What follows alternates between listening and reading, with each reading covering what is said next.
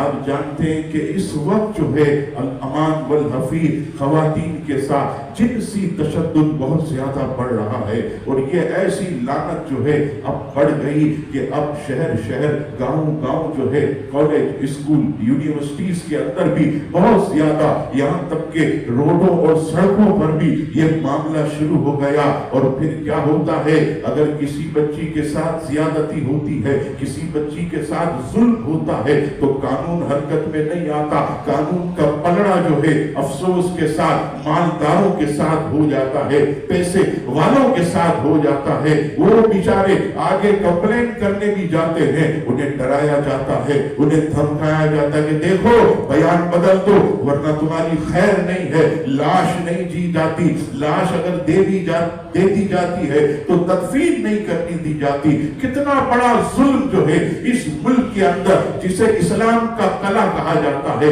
اور سیٹوں پر بیٹھنے والے، ارے کیا تمہاری بچیاں نہیں ہے؟ کیا تمہاری بیویاں نہیں ہے؟ تمہارے گھر میں ماں بہنیں نہیں ہیں؟ ارے تمہارے ساتھ ہو، تمہارے گھر والوں کے ساتھ ہو، تمہیں پتا چلے اے بڑی بڑی سیٹوں پر بیٹھنے والوں، یہ وقت تم پر بھی آ سکتا ہے، یاد رکھنا بچو گے نہیں، اللہ کی پکڑ بہت شدید ہے۔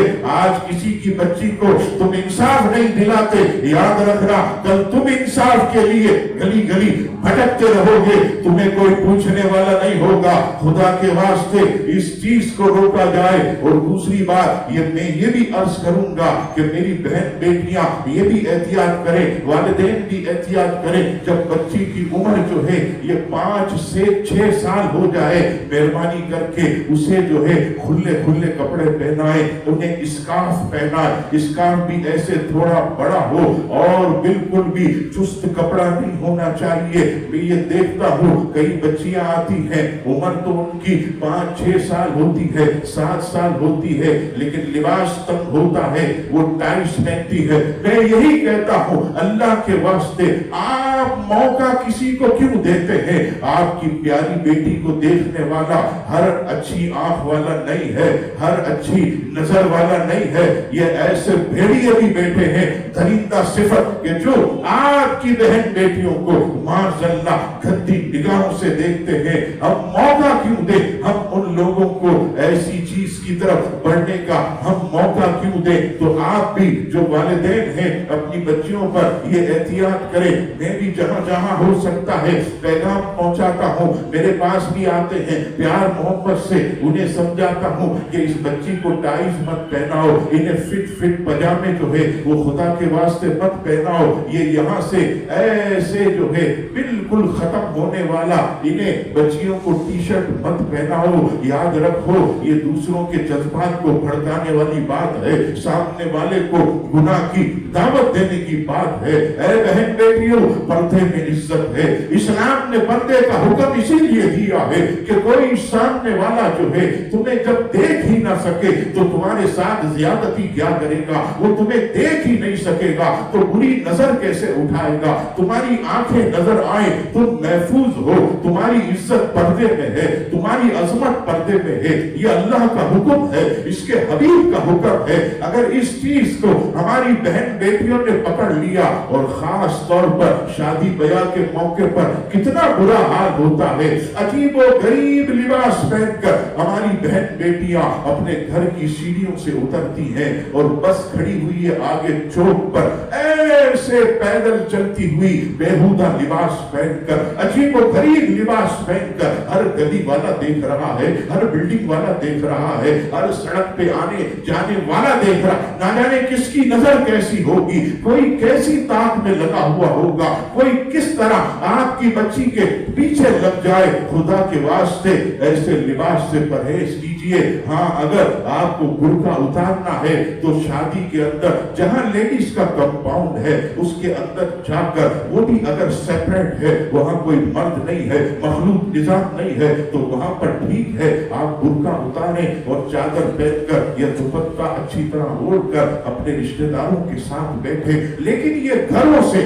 اس طرح بن ٹھن کر اور بیہودہ لباس پہن کر، یہ تو तो दूसरों को दावत देने वाली बात है, ये तो गुनाहों की तरफ लोगों को रागिब करने वाली बात है कि देखो हमारी बच्ची जो है ये कैसी है, तुम करीब आओ, माज़अल्लाह सुम्मा माज़अल्लाह, इस पर खास तौर पर जो है हमें ध्यान देना है, इस पर खास तौर पर हमें तवज्जो देनी है ताकि बुराई जो है हमारे करीब ना आए। और छोटी सी उम्र से अगर आप अपनी प्यारी प्यारी बच्ची को 5-6 साल की उम्र से आप उसे प्यारा सा स्कार्फ पहनाएंगे, चीज देकर, खिलौने देकर, प्यार मोहब्बत से वो बच्ची खुश होकर पहनेगी, उसको तरकीब दिलाएं, आप उसे समझाएं। और इस उम्र से अगर वो स्कार्फ पहनेगी, खुला लिबास पहनेगी, मोटा थोड़ा लिबास पहनेगी, तो सारी जिंदगी वो स्कार्फ की आदी हो जाएगी, सारी जिंदगी वो पर्दे वाले लिबास की आदी हो जाएगी।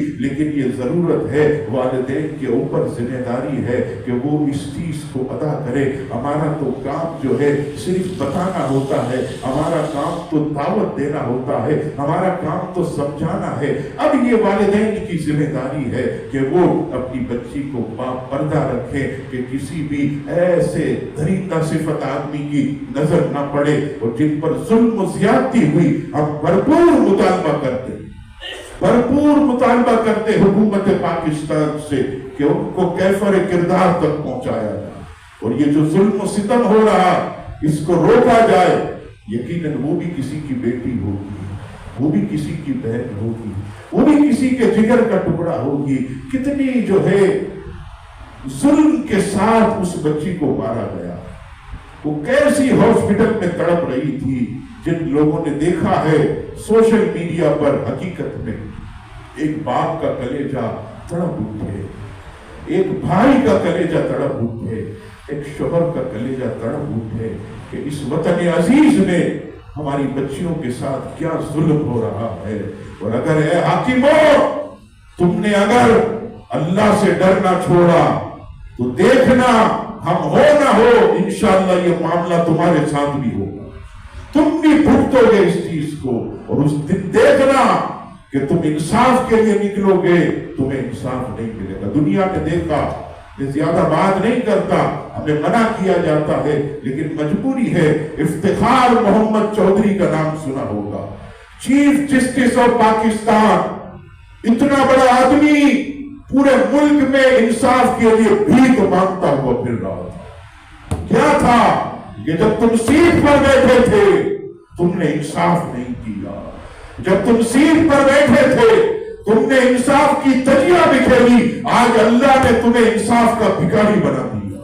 अगर तुम इंसाफ करते इस मुल्क में, ये क्या है कि गरीब की बच्ची है तो उसे भूल जाओ, डरा धमका कर उसके केस को दबा दो, और मालदार की बेटी है तो उस पर कार्रवाई हो नहीं। आका फरमाते गुज़िश्ता में इसीलिए तबाह हुई कि उनमें से जब कोई अमीर आदमी जुर्म करता उसे छोड़ दिया जाता और गरीब जुर्म करता उसे सजा दी जाती।